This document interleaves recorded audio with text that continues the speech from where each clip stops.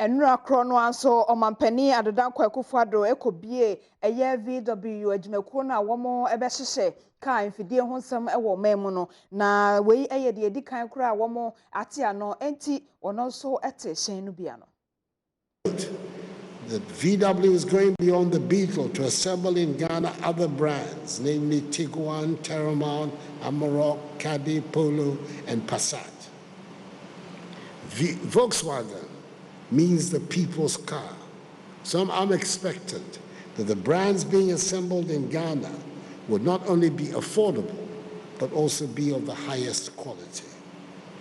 I assure Volkswagen Ghana, the government will continue to support the company in diverse ways to ensure the sustainability and profitability of this venture in Ghana.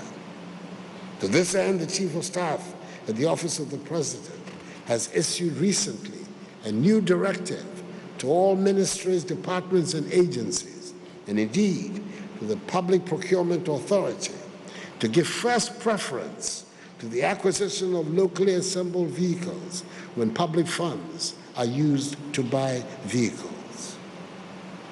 Additionally, the Minister for Finance, in his excellent mid-year budget review statement to Parliament, indicated the government is going to establish an Automobile Industry Development Support Center, which will, amongst others, coordinate the technical processes for licensing domestic vehicle assemblers and manufacturers, and monitor also their compliance with industry regulations and standards.